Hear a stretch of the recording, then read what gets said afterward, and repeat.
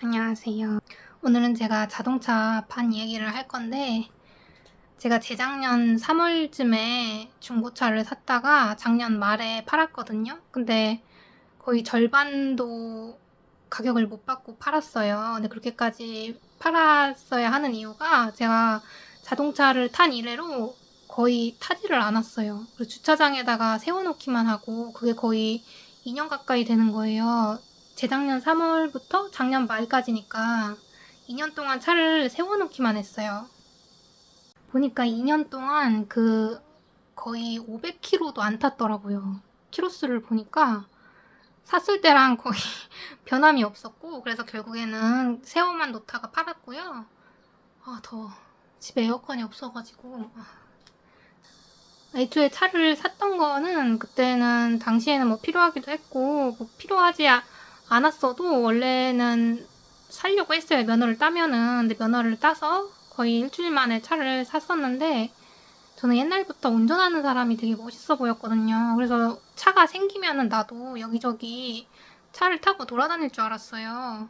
그리고 또 어릴 때부터 좀 차를 가진 사람에 대한 부러움 그런 게 있었거든요. 왜냐면 저희 집은 자동차가 없은 지가 되게 오래됐거든요. 사정이 좀 있어서 제가 아주 어렸을 때 말고는 가족들끼리 자동차 타고 어디 여행 간 적이 없어요. 그래서 약간 그런 거에 대한 컴플렉스라고 해야 되나? 여행지 같은 데 가면은 솔직히 다른 사람들은 다 자차를 끌고 오잖아요. 근데 저는 그렇게 했던 기억이 거의 없으니까, 어릴 때 말고는. 그래서 내가 나중에 커서 상황이 되면은 나도 차를 사야지라고 생각을 하다가 그렇게 면허를 따자마자 샀던 건데, 제가 진짜 밖에 잘 안 돌아다니거든요. 근데 차가 생겼다고 해서 밖에 나갈 일이 생기지는 않더라고요.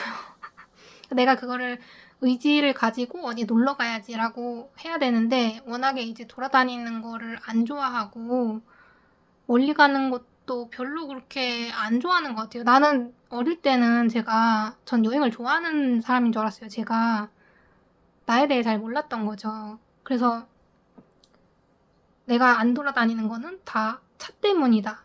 그러니까 이동수단이 없어서 내가 안 하는 건 줄 알았어요.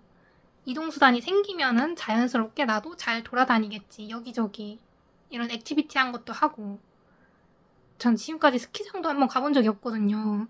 근데 차 생기면은 솔직히 그런 데 갈 줄 알았어요. 난 내가. 근데 차가 생겼다고 해서 가지지는 않더라고요. 그리고 무엇보다 운전하는 게 무서워요. 생각보다 진짜 무섭더라고요. 나만 잘한다고 되는 것도 아니잖아요. 한문철의 블랙박스를 보면 안 됐었는데, 그거를 보다 보니까 또 무서워가지고 겁이 원래 겁이 많기도 하고, 무엇보다 이게 중고차를 사다 보니까 어디가 고장날지 모른다는 것도 솔직히 무서웠고, 뭐 차량 관리 그런 걸 해본 적이 없으니까, 차량을 가져본 적이 없으니까 그걸 어떻게 관리해야 될지를 모르겠는 거예요. 그리고 뭐 부품이 한두 가지가 아니잖아요. 뭐 하나 고장나면은 가져가서 수리해줘야 되고, 뭐 워셔액 그런 것도 채워줘야 되고, 뭐 세차도 해줘야 되고. 근데 그런 게 선택해야 될 게 많잖아요. 그런 게 너무 짜증나고 귀찮은 거예요. 관리해줘야 되는 게. 그래서 결국 2년 가까이 세워만 뒀다가 그렇게 똥값에 팔아버렸고요. 근데 샀던 거에 대해서는 별로 후회가 안 드는 게, 한번 그렇게 해보니까 더 이상 이제 차 가진 사람들이 부럽지가 않은 거예요. 부럽지가 않아요, 진짜. 그 관리를 하는 거를 생각해 보니까, 차량 관리비 낼 바에는 그냥 택시비가 더 싼 것 같고, 왜냐면 1년에 많이 돌아다니지를 않으니까. 그리고 운전하는 노력과 시간을 생각하면은, 물론 저도 그렇게 못하진 않았거든요. 저 연수를 받았잖아요. 연수 받으면서 그렇게 못한다는 느낌은 아니었어요. 솔직히 뭐, 어거지로 하면은 당연히 실력이야 늘겠죠. 계속 하다 보면은. 근데 그렇게 하기가 싫었던 게, 그거는 뭐랄까, 한 번의 실수에 많은 돈이 깨질 수가 있겠더라고요. 그러니까 큰 사고 한 번 나면은 내가 지금까지 모아놓은 것들이 한 방에 무너질 수 있는 그런 리스크까지 굳이 지고 싶지 않았어요.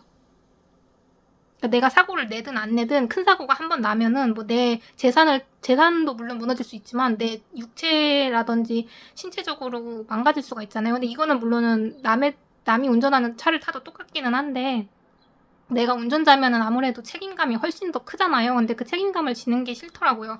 그래서 언젠가는 자율주행차가 나올 거라고 믿고 있어서 그냥 그때까지는 차 없이 뭐 택시를 타든 버스를 타든 그렇게 뚜벅이로 살아야 될 것 같아요.